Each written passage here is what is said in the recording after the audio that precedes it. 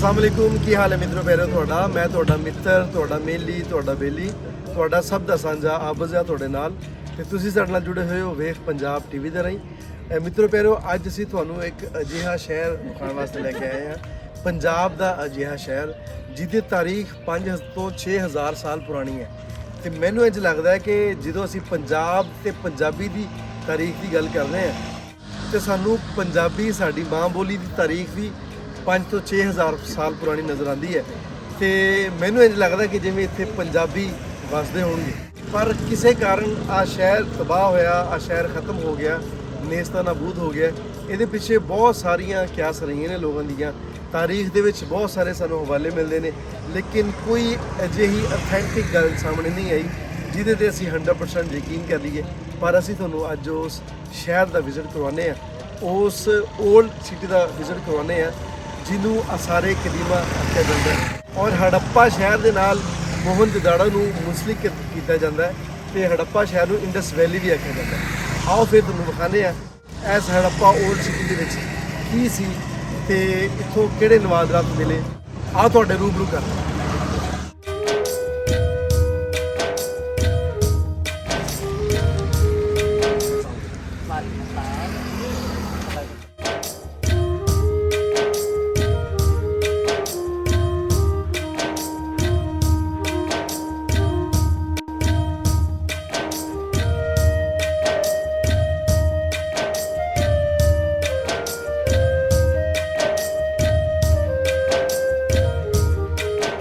मित्रों प्यारों इस वे असी मौजूद हाँ हड़प्पा के म्यूजियम ते आओ तुहानूं खाने कि अंदर की हड़प्पा म्यूजियम विच एंटर हुंदे सानू एक मैप नज़र आउंदा है जिहड़ा हड़प्पा ओल्ड सिटी दा है। ਇਹ ਉਹ ਬਰਤਨ ਨੇ ਜਿਨ੍ਹਾਂ ਨੂੰ ਉਸ ਵੇਲੇ ਦੇ ਲੋਕ ਆਪਣੇ ਵਰਤੋਂ 'ਚ ਲੈ ਕੇ ਆਉਂਦੇ ਸਨ। ਨਾਲ ਹੀ ਸਾਨੂੰ ਕੁਝ ਅਜਿਹੇ ਖਿਡੌਣੇ ਨਜ਼ਰ ਆਉਂਦੇ ਨੇ ਜਿਨ੍ਹਾਂ ਦੇ ਨਾਲ ਉਸ ਵੇਲੇ ਦੇ ਬਾਲ ਖੇਡਦੇ ਸਨ। ਬੜੀਆਂ ਸੋਹਣੀਆਂ ਸ਼ਕਲਾਂ ਵਾਲੇ ਘੁੱਗੂ ਘੋੜੇ ਹਾਥੀ ਬਲਦ ਅਜਿਹੀਆਂ ਸ਼ਕਲਾਂ ਵਾਲੇ ਖਿਡੌਣੇ ਉਸ ਵੇਲੇ ਦੇ ਬਾਲ ਮਿੱਟੀ ਨਾਲ ਬਣਾਉਂਦੇ ਸਨ ਤੇ ਉਹਦੇ ਨਾਲ ਆਪਣਾ ਦਿਲ ਪਰਚਾਉਂਦੇ ਸਨ। ਇਹ ਉਹ ਓਲਡ ਪੱਥਰ ਨੇ ਜਿਹੜੇ ਖੁਦਾਈ ਦੇ ਦੌਰਾਨ ਥੱਲੋਂ ਮਿਲੇ।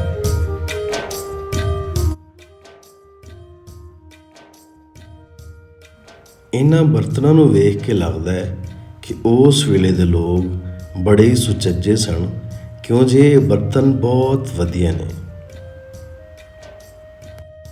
ਖੁਦਾਈ ਦੇ ਦੌਰਾਨ ਮਿਲਣ ਵਾਲੇ ਜ਼ੇਵਰਾਤ ਤੋਂ ਇਹ ਜ਼ਾਹਰ ਹੁੰਦਾ ਹੈ ਕਿ ਉਸ ਵੇਲੇ ਦੀਆਂ ਔਰਤਾਂ ਵੀ ਜ਼ੇਵਰ ਬੜੇ ਸ਼ੌਕ ਨਾਲ ਪਾਉਂਦੀਆਂ ਸਨ।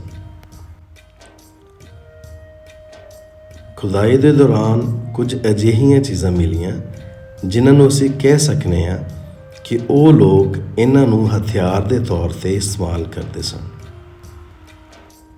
ਖੁਦਾਈ ਦੇ ਦੌਰਾਨ ਮਿਲਣ ਵਾਲੀਆਂ ਮੂਰਤੀਆਂ ਤੋਂ ਇਹ ਵੀ ਜ਼ਾਹਰ ਹੁੰਦਾ ਹੈ ਕਿ ਉਸ ਵੇਲੇ ਦੇ ਲੋਕ ਜ਼ਿਆਦਾਤਰ ਬੁੱਧ ਮਤ ਸਨ।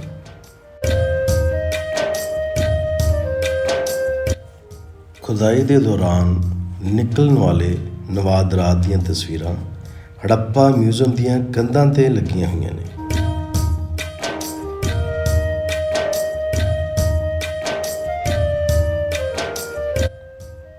ਹੜੱਪਾ ਮਿਊਜ਼ੀਅਮ ਵਿੱਚ ਪਏ ਹੋਏ ਬਰਤਨ ਇਹ ਵੀ ਜ਼ਾਹਰ ਕਰਦੇ ਨੇ ਕਿ ਉਹਨਾਂ ਲੋਕਾਂ ਦਾ ਰਹਿਣ ਸਹਿਣ ਬਹੁਤ ਸ਼ਾਹਾਨਾ ਤੇ ਬਹੁਤ ਮਾਡਰਨ ਸੀ।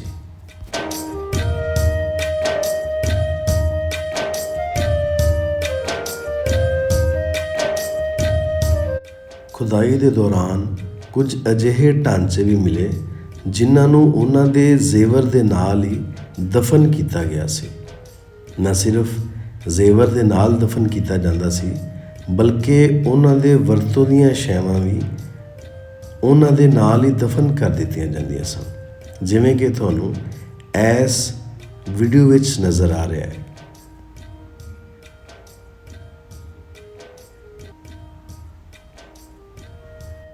ਹੜੱਪਾ ਮਿਊਜ਼ੀਅਮ ਵਿੱਚ ਲੱਗੀਆਂ ਹੋਈਆਂ ਕੁਝ ਤਸਵੀਰਾਂ ਮੋਹਨਜੋਦਾੜੋ ਦੀਆਂ ਵੀ ਨੇ।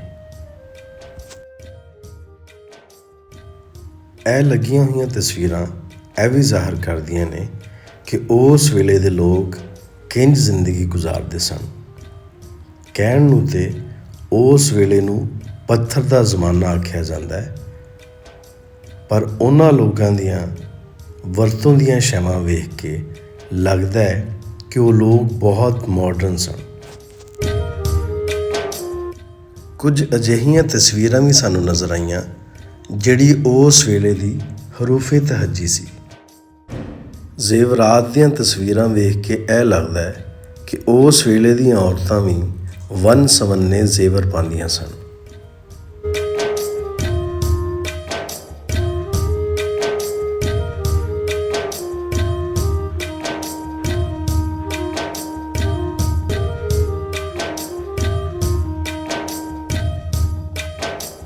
ਉਸ ਵੇਲੇ ਦਾ ਫੰਨੇ ਤਾਮੀਰ ਵੇਖ ਕੇ ਇਹ ਜ਼ਾਹਰ ਹੁੰਦਾ ਹੈ ਕਿ ਉਹ ਲੋਕ ਬਹੁਤ ਜਾਣੂ ਵੀ ਸਨ ਤੇ ਬਹੁਤ ਮਾਡਰਨ ਵੀ।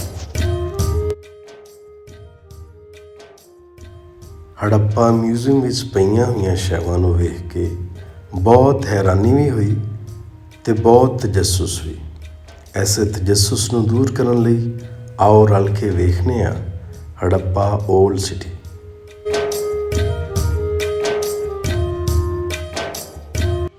ਜੀ ਮਿੱਤਰੋ ਪਿਆਰੇ, ਹੁਣ ਅਸੀਂ ਤੁਹਾਨੂੰ ਲੈ ਕੇ ਚੱਲਨੇ ਆ ਸਾਰਾ ਸਿਟੀ ਵਿਜ਼ਿਟ ਕਰਾਉਣ ਵਾਸਤੇ ਹੜੱਪਾ ਓਲਡ ਸਿਟੀ, ਜਿੱਥੇ ਬਹੁਤ ਵਰਿਆਂ ਪਹਿਲੇ, ਹਜ਼ਾਰਾਂ ਸਾਲ ਪਹਿਲੇ ਲੋਕ ਆਬਾਦ ਸੀ। ਅੱਜ ਤੋਂ ਕੁਝ ਸਾਲ ਪਹਿਲੇ ਜਦੋਂ ਅਸੀਂ ਇੱਥੇ ਵਿਜ਼ਿਟ ਕਰਨ ਵਾਸਤੇ ਆਏ ਸਾਂ ਹੜੱਪਾ ਸਿਟੀ ਦਾ, ਹੜੱਪਾ ਓਲਡ ਸਿਟੀ ਦਾ, ਤੇ ਸਾਨੂੰ ਪੈਦਲ ਸਫ਼ਰ ਕਰਨਾ ਪੈਂਦਾ ਸੀ। ਪਰ ਹੁਣ ਇੱਥੇ ਸਹੂਲਤ ਮੌਜੂਦ ਹੈ ਕਿ ਗੋਲਫ ਕਾਰਟ ਸਾਨੂੰ ਮਿਲਦੀ ਹੈ, ਔਰ ਜਿਹੜੇ ਨਾਲ ਡਰਾਈਵਰ ਭਾਈ ਨੇ ਥੋੜ੍ਹਾ ਗਾਈਡ ਵੀ ਕਰਦੇ ਨੇ ਕਿ ਕਿਹੜੇ ਕਿਹੜੇ ਖੰਡਾਤ ਨੇ, ਉਹ ਸਾਨੂੰ ਦਿਖਾਉਂਦੇ ਵੀ ਨੇ। ਤੇ ਆਓ ਜ਼ਰਾ ਅਸੀਂ ਬੈਠਦੇ ਹਾਂ ਗੋਲਫ ਕਾਰਟ ਵਿੱਚ ਤੇ ਤੁਹਾਨੂੰ ਵਿਜ਼ਿਟ ਕਰਵਾਉਂਦੇ ਹਾਂ।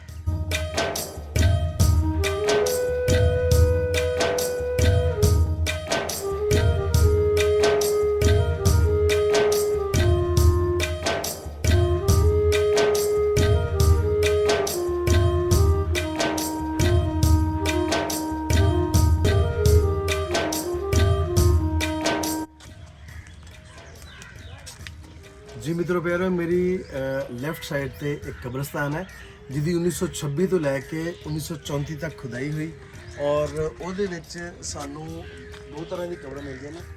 ਇੱਕ ਨੂੰ ਅਰਲੀ ਫੇਜ਼ ਕਿਹਾ ਜਾਂਦਾ ਹੈ ਔਰ ਦੂਸਰੇ ਨੂੰ ਲੇਟ ਫੇਜ਼ ਕਿਹਾ ਜਾਂਦਾ ਹੈ। ਅਰਲੀ ਫੇਜ਼ ਦੇ ਵਿੱਚ ਹੱਡੀਆਂ ਨੂੰ ਜਦੋਂ ਮੁਰਦੇ ਨੂੰ ਦਫਨਾਇਆ ਜਾਂਦਾ ਸੀ ਤੇ ਉਹਦੇ ਨਾਲ ਬਰਤਨ ਅਨਾਜ ਦੇ ਭਰ ਕੇ ਵੀ ਦਫਨਾਏ ਜਾਂਦੇ ਸਨ, ਤੇ ਜਿਹੜਾ ਲੇਟ ਫੇਜ਼ ਹੈ ਉਹਦੇ ਵਿੱਚ ਹਾਂਡੀਆਂ ਦੇ ਵਿੱਚ ਸਿਰਫ ਹੱਡੀਆਂ ਪਾ ਕੇ ਮੁਰਦੇ ਦੀਆਂ ਤੇ ਉਹਨੂੰ ਦਫਨਾ ਦਿੱਤਾ ਜਾਂਦਾ ਸੀ। ਅੱਜ ਤੋਂ ਕੋਈ 5,500-6 ਹਜ਼ਾਰ ਸਾਲ ਪਹਿਲੇ ਪੰਜਾਬ ਦੀ ਧਰਤੀ ਤੇ ਇੱਕ ਅਜਿਹੀ ਵਸੋਂ ਰਹਿੰਦੀ ਸੀ ਜਿਨ੍ਹਾਂ ਬਾਰੇ ਆਖਿਆ ਜਾਂਦਾ ਹੈ ਕਿ ਉਸ ਵਸੋਂ ਦੇ ਲੋਕ ਬਹੁਤ ਹੀ ਸਮਝਦਾਰ ਤੇ ਮਾਡਰਨ ਸਨ। ਉਸ ਵਸੋਂ ਨੂੰ ਦੁਨੀਆ ਇੰਡਸ ਵੈਲੀ ਦੇ ਨਾਮ ਤੋਂ ਜਾਣਦੀ ਹੈ।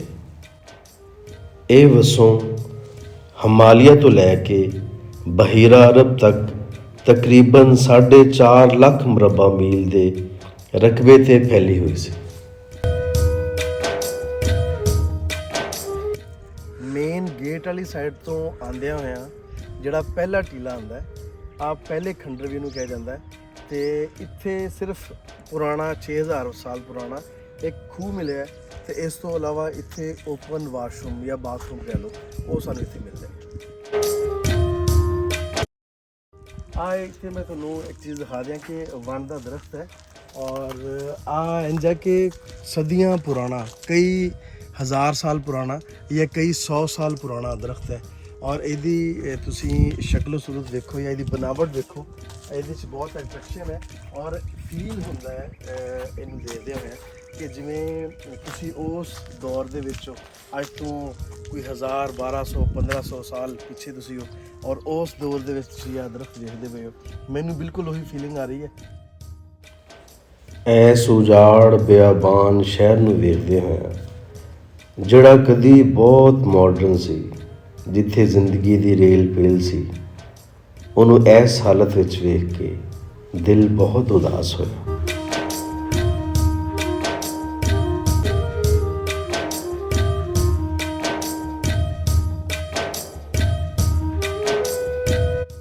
ਜੀ ਮਿੱਤਰੋ ਪਿਆਰੋ, ਜਿਹੜਾ ਤੁਸੀਂ ਮੇਰੇ ਪਿਛਲੀ ਸਾਈਡ ਤੇ ਵੇਖ ਰਹੇ ਆ, ਇਹਦੇ ਵਿੱਚ ਇੱਕ ਤਾਂ ਬਹੁਤ ਅਹਿਮ ਚੀਜ਼ ਮੈਂ ਤੁਹਾਨੂੰ ਦੱਸਣਾ ਚਾਹਾਂਗਾ ਕਿ ਇੱਥੇ ਕਵਰ ਡਰੇਨ ਹੈ। ਅੱਜ ਤੋਂ ਹਜ਼ਾਰਾਂ ਸਾਲ ਪਹਿਲੇ ਵੀ ਇਹਨਾਂ ਦਾ ਜਿਹੜਾ ਸਿਵਰੇਜ ਸਿਸਟਮ ਸੀ ਉਹ ਬਹੁਤ ਕਮਾਲ ਦਾ ਸੀ। ਅੱਜ ਤੋਂ ਕੋਈ 5,500-6 ਹਜ਼ਾਰ ਸਾਲ ਪਿੱਛੇ ਅਸੀਂ ਜਾਂਦੇ ਹਾਂ ਤੇ ਸਾਨੂੰ ਵੇਖਣ ਨੂੰ ਮਿਲਦਾ ਕਿ ਉਸ ਵੇਲੇ ਇੰਨਾ ਅੱਛਾ ਡਰੇਨ ਸਿਸਟਮ ਬਣਾਉਣਾ, ਵੈਲ ਮੈਨੇਜ ਤਰੀਕੇ ਦੇ ਨਾਲ ਰਹਿਣਾ, ਇੱਥੋਂ ਆਹ ਜ਼ਾਹਰ ਹੁੰਦਾ ਹੈ ਕਿ ਉਹ ਜਿਹੜੀ ਕੌਮ ਹੈ ਉਹ ਬਹੁਤ ਪੜ੍ਹੀ ਲਿਖੀ ਸੀ ਔਰ ਬਹੁਤ ਜਾਣੂ ਸੀ ਔਰ ਚੀਜ਼ਾਂ ਨੂੰ ਡਿਸਕਵਰ ਕਰਦੀ ਸੀ ਔਰ ਫਿਰ ਆਪਣੀ ਜ਼ਿੰਦਗੀ ਨੂੰ ਬਹੁਤ ਆਸਾਨ ਬਣਾ ਕੇ ਚੱਲਦੀ ਸੀ। ਆ ਜਿਹੜਾ ਇਹ ਮੇਰੀ ਬੈਕ ਸਾਈਡ ਤੁਸੀਂ ਵੇਖ ਰਹੇ ਹੋਵੋਗੇ ਕਿ ਆਹ ਏਰੀਆ ਉਹਨਾਂ ਦਾ ਰਹਾਇਸ਼ੀ ਏਰੀਆ ਸੀ। 1921 ਦੇ ਵਿੱਚ ਜਦੋਂ ਖੁਦਾਈ ਕੀਤੀ ਗਈ, ਤਕਰੀਬਨ ਜਿਹੜੇ ਟੀਲੇ ਤੋਂ 10 ਫੁੱਟ ਨੀਚੇ ਤੱਕ ਖੁਦਾਈ ਕਰਨ ਤੋਂ ਬਾਅਦ ਆਹ ਸਾਰੀਆਂ ਚੀਜ਼ਾਂ ਦਰਿਆਫਤ ਹੋਈਆਂ ਨੇ। ਆਹ ਡਰੇਨ ਸਿਸਟਮ ਔਰ ਜਿਹੜੇ ਉਹਨਾਂ ਦੇ ਰਹਾਇਸ਼ੀ ਆਸਾਰ ਨੇ ਆਹ 10 ਫੁੱਟ ਨੀਚੇ ਜਦੋਂ ਉਹਨਾਂ ਨੇ ਖੁਦਾਈ ਕੀਤੀ ਫਿਰ ਨਜ਼ਰ ਆਏ। ਇਸ ਵਸੋਂ ਦੇ ਨਾਲ ਇੱਕ ਹੋਰ ਤਾਰੀਖੀ ਸ਼ਹਿਰ ਨੂੰ ਜੋੜਿਆ ਜਾਂਦਾ ਹੈ ਜਿਹਦਾ ਨਾਮ ਮੋਹਨਜੋਦਾੜੋ ਹੈ।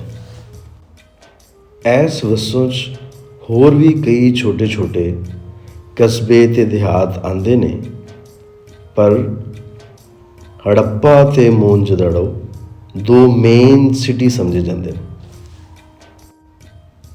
ਹੜੱਪਾ ਤੇ ਮੋਹਨਜੋਦਾੜੋ ਦੀ ਪਹਿਲੀ ਵਾਰੀ ਖੁਦਾਈ 1921 ਵਿੱਚ ਹੋਈ। ਮੋਹਨਜੋਦਾੜੋ ਮੌਜੂਦਾ ਸਿੰਧ ਵਿੱਚ ਤੇ ਹੜੱਪਾ ਮੌਜੂਦਾ ਪੰਜਾਬ ਵਿੱਚ ਵਾਕਿਆ ਹੈ। ਜੀ ਮਿੱਤਰੋ ਪਿਆਰਿਓ, ਇੱਥੇ ਇੱਕ ਤਾਰੀਖੀ ਕਬਰ ਹੈ ਜਿਹਦਾ ਸਾਈਜ਼ ਤਕਰੀਬਨ ਕੋਈ 42 ਫੁੱਟ ਹੈ। ਕੁਝ ਲੋਕ ਇਹਨੂੰ 9 ਗਜ਼ੀ ਕਬਰ ਵੀ ਕਹਿੰਦੇ ਨੇ ਤੇ ਕੁਝ ਲੋਕ ਕਹਿੰਦੇ ਨੇ ਕਿ ਇਸ ਕਬਰ ਨੂੰ 42 ਫੁੱਟ ਵੀ ਕਹਿੰਦੇ ਕਿ 42 ਫੁੱਟ ਹੈ ਉਹਦੀ ਲੰਬਾਈ। ਅੱਛਾ, ਇਸ ਕਬਰ ਦੇ ਬਾਰੇ ਬਹੁਤ ਸਾਰੀਆਂ ਮੁਖਤਲਿਫ ਰਵਾਇਤਾਂ ਨੇ। ਕੁਝ ਲੋਕ ਕਹਿੰਦੇ ਨੇ ਕਿ 1921 ਦੇ ਵਿੱਚ ਜਦੋਂ ਪਹਿਲੀ ਵਾਰੀ ਇਹਦੀ ਖੁਦਾਈ ਹੋਈ ਹੜੱਪਾ ਦੀ ਤੇ ਉਦੋਂ ਆਹ ਕਬਰ ਦਰਿਆਫਤ ਹੋਈ। ਕੁਝ ਲੋਕ ਕਹਿੰਦੇ ਨੇ ਕਿ ਇਹ ਐਜ਼ਾਜ਼ੀ ਤੌਰ 'ਤੇ ਇਹਨੂੰ ਲੰਬਾ ਕੀਤਾ ਗਿਆ ਹੈ। ਕੁਝ ਲੋਕ ਕਹਿੰਦੇ ਨੇ ਕਿ ਇਜਤਮਾਈ ਕਬਰ ਹੈ ਔਰ ਕੁਝ ਲੋਕ ਕਹਿੰਦੇ ਨੇ ਕਿ ਜਿਹੜੇ ਬਜ਼ੁਰਗ ਇੱਥੇ ਦਫਨ ਨੇ ਉਹਨਾਂ ਦੀਆਂ ਆਮ ਵਰਤੋਂ ਦੀਆਂ ਛਾਵਾਂ ਨਾਲ ਦਫਨ ਕੀਤੀਆਂ ਗਈਆਂ ਨੇ।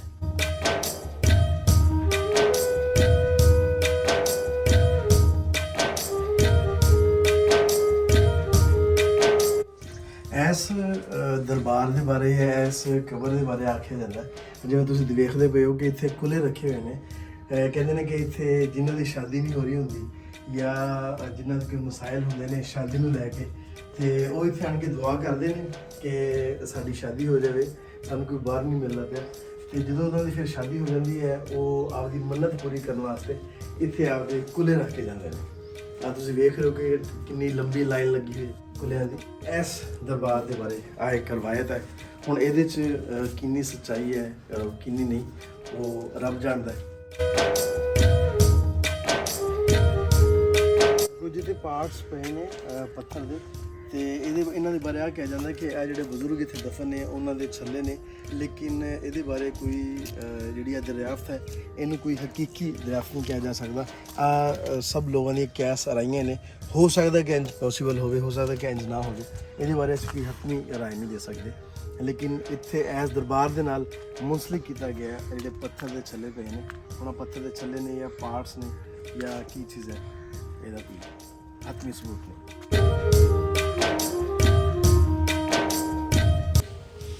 ਦੂਰੋਂ ਦੂਰੋਂ ਲੋਕ ਇਸ ਦਰਬਾਰ 'ਤੇ ਆਉਂਦੇ ਨੇ ਤੇ ਆਪਣੀਆਂ ਮੰਨਤਾਂ ਮੰਨ ਕੇ ਜਾਂਦੇ ਨੇ। ਮੰਨਤ ਦੇ ਤੌਰ 'ਤੇ ਇੱਕ ਧਾਗਾ ਬੰਨ੍ਹਿਆ ਜਾਂਦਾ ਹੈ ਤੇ ਜਦ ਮੰਨਤ ਪੂਰੀ ਹੋ ਜਾਵੇ ਤੇ ਉਸ ਧਾਗੇ ਨੂੰ ਆ ਕੇ ਖੋਲ੍ਹ ਦਿੱਤਾ ਜਾਂਦਾ ਹੈ।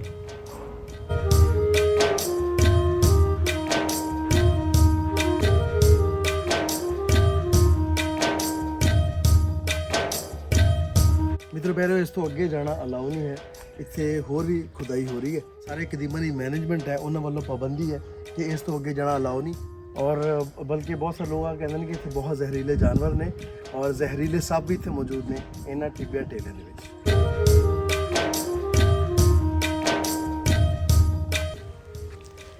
ਇਸ ਦਰਬਾਰ ਤੋਂ ਥੋੜ੍ਹਾ ਜਿਹਾ ਅੱਗੇ ਆਈਏ ਤੇ ਸਾਨੂੰ ਇੱਕ ਮੁਗਲ ਦੌਰ ਦੀ ਤਾਮੀਰਸ਼ੁਦਾ ਮਸਜਿਦ ਦੇ ਆਸਾਰ ਨਜ਼ਰ ਆਉਂਦੇ ਨੇ।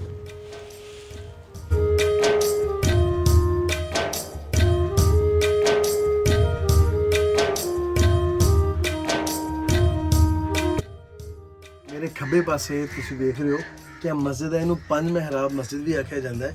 ਤੇ ਆਹ ਮਸਜਿਦ ਦੀ ਤਮੀਰ ਮੁਗਲ ਦੌਰ 'ਚ ਹੋਈ ਹੈ, ਪਰ ਇੱਥੇ ਲੱਗਣ ਵਾਲੀ ਜਿੰਨੀ ਵੀ ਇੱਟ ਹੈ ਸਾਰੀ ਇਸ ਹੜੱਪੇ 올ਡ ਸਿਟੀ ਦੀ ਇਸਤੇਮਾਲ ਕੀਤੀ ਗਈ ਹੈ। ਇਹ ਖਿਆਲ ਕੀਤਾ ਜਾਂਦਾ ਹੈ ਕਿ ਹੜੱਪਾ ਉਸ ਵੇਲੇ ਦਾ ਮੇਨ ਮਰਕਜ਼ ਸੀ ਤੇ ਮੇਨ ਮੰਡੀ ਸਮਝਿਆ ਜਾਂਦਾ ਸੀ, ਜਿੱਥੇ ਦੂਸਰੇ ਛੋਟੇ ਕਸਬਿਆਂ 'ਚੋਂ ਲੋਕ ਖਰੀਦੋ ਫਰੋਖਤ ਵਾਸਤੇ ਆਉਂਦੇ ਸਨ।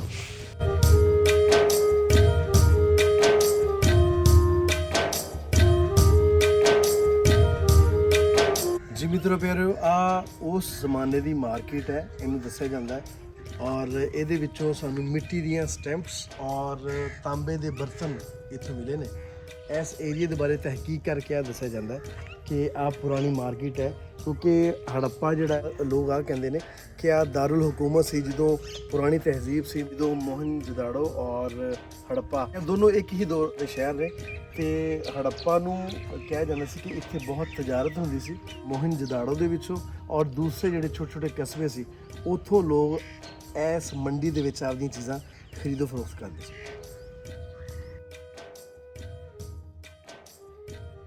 ਲਓ ਜੀ, ਹੁਣ ਅਸੀਂ ਉਸ ਏਰੀਏ 'ਚ ਆ ਗਏ ਹਾਂ ਜਿੱਥੇ ਆਖਿਆ ਜਾਂਦਾ ਕਿ ਇੱਧਰ ਮਜ਼ਦੂਰਾਂ ਦੇ ਘਰ ਨੇ, ਔਰ ਉਹ ਨਾ ਸਿਰਫ ਉਹਨਾਂ ਦੇ ਘਰ ਨੇ ਬਲਕਿ ਉਹਨਾਂ ਦੇ ਕੰਮ ਕਰਨ ਦੀ ਜਗ੍ਹਾ ਵੀ ਆਹੀ ਹੈ। ਮੈਂ ਤੁਹਾਨੂੰ ਥੋੜ੍ਹਾ ਜਿਹਾ ਅੱਗੇ ਜਾ ਕੇ ਵਿਖਾਉਣਾ ਕਿ ਜਿੱਥੇ ਉਹ ਕੰਮ ਕਰਦੇ ਸਨ। ਆ ਜਿਹੜੇ ਗੋਲ ਦਾਇਰੇ ਤੁਹਾਨੂੰ ਨਜ਼ਰ ਆ ਰਹੇ ਨੇ ਆ ਮੇਰੇ ਬਿਲਕੁਲ ਸਾਹਮਣੇ, ਆ ਗੋਲ ਦਾਇਰੇ, ਇੱਥੇ ਬੈਠ ਕੇ ਉਹ ਆਪਣਾ ਕੰਮ ਕਰਦੇ ਸਨ, ਕਿਉਂਕਿ ਉਦੋਂ ਲੋਹੇ ਦੇ ਤਾਂਬੇ ਦੇ ਬਰਤਨ ਵਗੈਰਾ ਬਣਾਏ ਜਾਂਦੇ ਸਨ।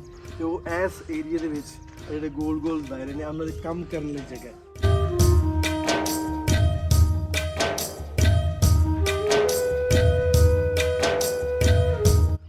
ਜੀ ਮਿੱਤਰੋ ਪਿਆਰਿਓ, ਆ ਮਜ਼ਦੂਰਾਂ ਦੇ ਘਰ ਰੱਖਿਆ ਜਾਂਦਾ ਹੈ ਕਿ ਜਿਹੜੇ ਮਜ਼ਦੂਰ ਸਨ ਉਸ ਵੇਲੇ ਦੇ ਉਹ ਇੱਦਾਂ ਦੇ ਬਣੇ ਹੋਏ ਘਰਾਂ ਦੇ ਵਿੱਚ ਰਹਿੰਦੇ ਸਨ। ਆ ਸਿਰਫ ਨਿਸ਼ਾਨਦੇਹੀ ਕੀਤੀ ਗਈ ਤੇ ਡਰੇਨ ਸਿਸਟਮ ਉਦੋਂ ਵੀ ਆ ਜਿਹੜਾ ਤੁਸੀਂ ਆ ਗਲੀਆਂ ਦੇ ਵਿੱਚ ਵੇਖ ਰਹੇ ਹੋ ਦਰਮਿਆਨ ਦੇ ਵਿੱਚ, ਆ ਸਾਰਾ ਡਰੇਨ ਸਿਸਟਮ ਹੈ। ਇੰਨਾ ਵਧੀਆ ਡਰੇਨ ਸਿਸਟਮ ਉਸ ਵੇਲੇ ਦੇ ਵਿੱਚ, ਜਿਹੜਾ ਸ਼ਾਇਦ ਅੱਜ ਵੀ ਸਾਡੇ ਬਹੁਤ ਸਾਰੇ ਇਲਾਕਿਆਂ ਦੇ ਵਿੱਚ ਉਹ ਡਰੇਨ ਸਿਸਟਮ ਮੌਜੂਦ ਨਹੀਂ ਹੈ ਜਿਹੜਾ ਉਸ ਵੇਲੇ ਦੇ ਵਿੱਚ। ਆ ਬਹੁਤ ਹੈਰਾਨਕੁਨ ਗੱਲ ਹੈ। ਔਰ ਦੀਵਾਰਾਂ ਦੀ ਚੌੜਾਈ ਤੁਸੀਂ ਦੇਖ ਸਕਦੇ ਹੋ ਕਿ ਕਿੰਨੀਆਂ ਚੌੜੀਆਂ ਉਦੋਂ ਦੀਵਾਰਾਂ ਰੱਖੀਆਂ ਜਾਂਦੀਆਂ ਸਨ। ਪਾਏਦਾਰੀ ਨੂੰ ਹਰ ਚੀਜ਼ ਦੇ ਵਿੱਚ ਮੱਦੇ ਨਜ਼ਰ ਰੱਖਿਆ ਗਿਆ। ਤੇ ਮਿੱਤਰ ਪਿਆਰੇ, ਹੁਣ ਇੱਕ ਅਜਿਹੀ ਚੀਜ਼ ਤੁਹਾਨੂੰ ਮੈਂ ਵਿਖਾਉਣ ਲੱਗਾ ਜਿਹਦੇ ਬਾਰੇ ਮੁਖਤਲਿਫ ਰਵਾਇਤ ਨੇ। ਕੁਝ ਲੋਕ ਕੁਝ ਕਹਿੰਦੇ ਨੇ ਕਿ ਆ ਜਿਹੜੀ ਇਹ ਇੱਕ ਚੇਅਰ ਹੈ, ਇੱਕ ਕੁਰਸੀ ਹੈ ਜਿੱਥੇ ਬਾਦਸ਼ਾਹ ਬੈਠਦਾ ਸੀ, ਔਰ ਸਾਹਮਣੇ ਉਹਦੇ ਮਹਿਲ ਸੀ ਜਾਂ ਰਾਇਆ ਸੀ, ਜਿਨ੍ਹਾਂ ਨੂੰ ਅਸੀਂ ਪਹਿਲੇ ਦੱਸਿਆ ਕਿ ਆ ਮਜ਼ਦੂਰਾਂ ਦੇ ਮਕਾਨ ਸਨ। ਤੇ ਇੱਥੇ ਬੈਠ ਕੇ ਬਾਦਸ਼ਾਹ ਆਪਣੇ ਫੈਸਲੇ ਕਰਦਾ ਸੀ, ਔਰ ਸਾਹਮਣੇ ਉਹਦਾ ਸਾਰਾ ਮਹੱਲ ਹੁੰਦਾ ਸੀ, ਔਰ ਆਪਣੀ ਰਾਏ ਦੇ ਨਾਲ ਜੋ ਵੀ ਉਹਨੇ ਗੱਲਬਾਤ ਕਰਨੀ ਹੁੰਦੀ ਸੀ। ਤੇ ਕੁਝ ਲੋਕ ਆ ਕਹਿੰਦੇ ਨੇ ਕਿ ਆ ਜਿਹੜਾ ਏਰੀਆ ਹੈ ਆ ਭੱਠੀ ਸੀ ਇੱਕ, ਇੱਥੇ ਉਹ ਤਾਂਬੇ ਨੂੰ, ਲੋਹੇ ਨੂੰ, ਇਸ ਕਿਸਮ ਦੀਆਂ ਧਾਤਾਂ ਨੂੰ ਪਿਘਲਾ ਕੇ ਤੇ ਫਿਰ ਉਹਦੇ ਬਰਤਨ ਬਣਾਏ ਜਾਂਦੇ ਸੀ।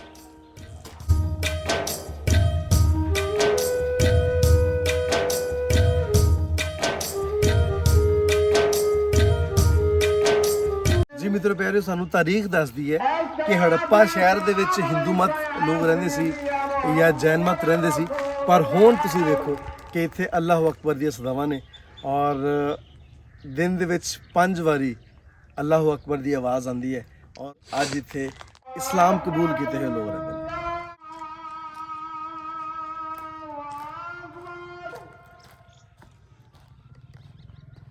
ਜੀ ਮਿੱਤਰੋ ਪਿਆਰਿਓ, ਆ ਹੁਣ ਆਖਰੀ ਜਿਹੜੇ ਆਸਾਰ ਨੇ, ਆਸਾਰੇ ਕਦੀਮਾ ਹੜੱਪੇ ਦੇ, ਉਹ ਤੁਹਾਡੇ ਰੂਬਰੂ ਕਰਨੇ ਆ। ਆ ਗੱਲਾ ਗੁਦਾਮ ਹੈ, ਇਹਨੂੰ ਗੱਲਾ ਗੁਦਾਮ ਆਖਿਆ ਜਾਂਦਾ ਹੈ। ਹਜੇ ਵੀ ਉਹੀ ਪੁਰਾਣੀਆਂ ਇੱਟਾਂ, 5000 6000 ਸਾਲ ਪੁਰਾਣੀਆਂ ਇੱਟਾਂ ਦੇ ਨਾਲ ਇਹਦੇ ਆਸਾਰ ਮੌਜੂਦ ਨੇ। ਔਰ ਇੱਥੇ ਅਨਾਜ ਨੂੰ ਸਟੋਰ ਕੀਤਾ ਜਾਂਦਾ ਸੀ, ਇੱਥੇ ਅਨਾਜ ਨੂੰ ਰੱਖਿਆ ਜਾਂਦਾ ਸੀ, ਤੇ ਉਸ ਤੋਂ ਬਾਅਦ ਫਿਰ ਜਿਵੇਂ ਜਿਵੇਂ ਲੋੜ ਪੈਂਦੀ ਸੀ ਅਨਾਜ ਦੀ, ਇਹਨਾਂ ਗੱਲਿਆਂ ਦੇ ਵਿੱਚੋਂ ਕੱਢ ਕੇ ਤੇ ਉਹਨੂੰ ਇਸਤੇਮਾਲ ਕੀਤਾ ਜਾਂਦਾ ਸੀ। ਜੀ ਮਿੱਤਰੋ ਪਿਆਰਿਓ, ਆਖਰੀ ਪੁਆਇੰਟ ਸੀ ਹੜੱਪਾ ਤਹਿਜ਼ੀਬ ਦਾ, ਜਿਹੜਾ ਅਸੀਂ ਤੁਹਾਡੇ ਰੂਬਰੂ ਕੀਤਾ। ਇੱਕ ਚੀਜ਼ ਮੈਂ ਹੜੱਪਾ ਦੇ ਬਾਰੇ ਦੱਸਦਾ ਜਾਵਾਂ। ਹੜੱਪਾ ਤਹਿਜ਼ੀਬ ਨੂੰ 3 ਫੇਜ਼ਿਸ ਵਿੱਚ ਡਿਵਾਈਡ ਕੀਤਾ ਗਿਆ ਹੈ। ਇੱਕ ਅਰਲੀ, ਔਰ ਦੂਸਰਾ ਮੈਚੋਰ, ਔਰ ਤੀਸਰਾ ਲੇਟ। ਆ ਤਿੰਨੇ ਅਸੀਂ ਤੁਹਾਡੇ ਰੂਬਰੂ ਰੱਖਣ ਦੀ ਕੋਸ਼ਿਸ਼ ਕੀਤੀ ਹੈ। ਤੇ ਹੜੱਪਾ 올ਡ ਸਿਟੀ ਵੇਖਣ ਦੇ ਲਾਇਕ ਹੈ, ਇਹਨੂੰ ਜ਼ਰੂਰ ਵਿਜ਼ਿਟ ਕਰਿਆ ਜੇ। ਇਹਦੇ ਨਾਲ ਤਾਰੀਖ ਦੀਆਂ ਜੁੜੀਆਂ ਹੋਈਆਂ ਬਹੁਤ ਸਾਰੀਆਂ ਚੀਜ਼ਾਂ ਤੁਹਾਡੇ ਰੂਬਰੂ ਹੋਣਗੀਆਂ, ਔਰ ਤੁਹਾਨੂੰ ਇੰਝ ਲੱਗੇਗਾ ਕਿ ਜਿਵੇਂ ਅਸੀਂ ਉਸੇ ਹੀ ਪੁਰਾਣੀ ਤਹਿਜ਼ੀਬ ਦੇ ਵਾਸੀ ਹਾਂ, ਜਿਵੇਂ ਅਸੀਂ ਉਸੇ ਹੀ ਪੁਰਾਣੀ ਤਹਿਜ਼ੀਬ ਦੇ ਵਿੱਚ ਰਹਿ ਰਹੇ ਹਾਂ। ਪਰ ਇੱਕ ਚੀਜ਼ ਉਹਨਾਂ ਦੀ ਜਿਹੜੀ ਬਹੁਤ ਅਟਰੈਕਟ ਕਰਦੀ ਹੈ ਕਿ ਉਹ ਇੰਨਾ ਪੁਰਾਣਾ ਦੌਰ ਹੋਣ ਦੇ ਬਾਵਜੂਦ ਵੀ ਉਹ ਬਹੁਤ ਮਾਡਰਨ ਲਾਈਫ ਗੁਜ਼ਾਰਦੇ ਸਨ ਔਰ ਬਹੁਤ ਅਕਲ ਸ਼ਾਉਰ ਵਾਲੇ ਲੋਕ ਸਨ। ਪਰ ਹੜੱਪਾ ਗਰਕ ਕਿਉਂ ਹੋਇਆ, ਹੜੱਪਾ ਮਿਟਿਆ ਕਿਉਂ, ਹੜੱਪਾ ਖਤਮ ਕਿਉਂ ਹੋਇਆ, ਇਹਦੇ ਪਿੱਛੇ ਕਿਸੇ ਨੂੰ ਵੀ ਪੂਰੀ ਜਾਣਕਾਰੀ ਨਹੀਂ। ਸਭ ਲੋਕ ਆਪਣੇ ਆਪਣੇ ਕਿਆਸ ਰਹੀਆਂ ਕਰਦੇ ਨੇ। ਕੁਝ ਕਹਿੰਦੇ ਨੇ ਕਿ ਲੋਕ ਗੁਨਾਹਾਂ ਵਾਲੀ ਸਾਈਡ 'ਤੇ ਚਲੇ ਗਏ ਸਨ ਬਹੁਤ ਜ਼ਿਆਦਾ, ਜਿਹਦੀ ਵਜ੍ਹਾ ਨਾਲ ਸ਼ਹਿਰ ਜਿਹੜਾ ਉਹ ਗਰਕ ਹੋ ਗਿਆ। ਕੁਝ ਲੋਕ ਕਹਿੰਦੇ ਨੇ ਕਿ ਕੋਈ ਸੈਲਾਬ ਆਇਆ ਇੱਥੇ, ਜਿਹਦੀ ਵਜ੍ਹਾ ਨਾਲ ਸਾਰਾ ਸ਼ਹਿਰ ਜਿਹੜਾ ਉਹ ਗਰਕ ਹੋ ਗਿਆ। ਇੰਝ ਦੀਆਂ ਹੀ ਬਹੁਤ ਸਾਰੀਆਂ ਹੋਰ ਵੀ ਕਿਆਸ ਰਹੀਆਂ ਨੇ ਤੇ ਇਹਦੇ ਬਾਰੇ ਅਥੈਂਟਿਕ ਜਿਹੜੀ ਗੱਲ ਹੈ ਉਹ ਹਜੇ ਤੱਕ ਮੇਰਾ ਖਿਆਲ ਹੈ ਕਿ ਕਿਤੇ ਵੀ ਨਹੀਂ ਹੈ। ਤਾਰੀਖ ਦੇ ਵਿੱਚ ਸਾਨੂੰ ਮੁਖਤਲਿਫ ਸ਼ਵਾਹਿਦ ਮਿਲਦੇ ਨੇ ਤੇ ਮੈਂ ਸਿਰਫ ਆ ਕਹਾਂਗਾ ਕਿ ਤੁਸੀਂ ਖੁਦ ਆਓ, ਆ ਕੇ ਵਿਜ਼ਿਟ ਕਰੋ ਤੇ ਤੁਸੀਂ ਮੁਸ਼ਾਹਿਦਾ ਕਰੋ ਇਸ ਗੱਲ ਦਾ ਕਿ ਇਸ ਜਗ੍ਹਾ ਤੇ ਇਸ ਹੜੱਪਾ ਸ਼ਹਿਰ ਦੇ ਵਾਸੀਆਂ ਦੇ ਨਾਲ ਕੀ ਹੋਇਆ ਹੋਵੇਗਾ ਜਿਹਦਾ ਅੱਜ ਦੁਨੀਆ ਤੇ ਨਾਮੋ ਨਿਸ਼ਾਨ ਵੀ ਨਹੀਂ ਹੈ। ਇਹ ਤੋਂ ਇੱਕ ਚੀਜ਼ ਹੋਰ ਜ਼ਾਹਰ ਹੁੰਦੀ ਹੈ ਕਿ ਹਰ ਚੀਜ਼ ਮਿਟ ਜਾਣੀ ਹੈ, ਹਰ ਚੀਜ਼ ਖਤਮ ਹੋ ਜਾਣੀ ਹੈ, ਸਿਰਫ ਸਦਾ ਬਾਦਸ਼ਾਹੀ ਸੁਣੇ ਰੱਬ ਦੀ ਰਹਿਣੀ ਹੈ। ਤੇ ਇਸ ਲਈ ਸਾਨੂੰ ਇਸ ਜੱਗ ਵਿੱਚ ਜਿਉਂਦਿਆਂ ਹੋਇਆਂ, ਸਾਨੂੰ ਇਸ ਜੱਗ ਵਿੱਚ ਰਹਿੰਦਿਆਂ ਹੋਇਆਂ ਆਪਣੇ ਰੱਬ ਦਾ ਖੌਫ ਹੋਣਾ ਚਾਹੀਦਾ ਹੈ, ਆਪਣੇ ਰੱਬ ਦੀ ਮੁਹੱਬਤ ਸਾਡੇ ਦਿਲਾਂ ਦੇ ਵਿੱਚ ਹੋਣੀ ਚਾਹੀਦੀ ਹੈ ਔਰ ਆਪਣੀ ਲੋਕਾਈ ਦੀ ਖਿਦਮਤ ਕਰਨੀ ਚਾਹੀਦੀ ਹੈ, ਲੋਕਾਈ ਦੇ ਭਲੇ ਦੀ ਕੋਸ਼ਿਸ਼ ਕਰਨੀ ਚਾਹੀਦੀ ਹੈ। ਲਓ ਜੀ ਮਿੱਤਰ ਪਿਆਰਿਓ, ਇਹਦੇ ਨਾਲ ਹੀ ਅੱਜ ਦੇ ਪ੍ਰੋਗਰਾਮ ਨੂੰ ਮੁਕਾਉਂਦੇ ਹਾਂ। ਆਪਣਾ ਤੇ ਆਪਣੇ ਆਲ ਦੁਆਲ ਦਾ ਰੱਖਿਆ ਜੇ ਢੇਰ ਸਾਰਾ ਖਿਆਲ। ਮੇਰਾ ਪਿਆਰ, ਮੇਰੀਆਂ ਮੁਹੱਬਤਾਂ ਤੁਹਾਡੇ ਸਾਰਿਆਂ ਦੇ ਨਾਲ। ਜਿਉਂਦੇ ਵਸੋ ਤੇ ਖਿੜਖਿੜ ਹੱਸੋ। ਰੱਬ ਰਾਖਾ।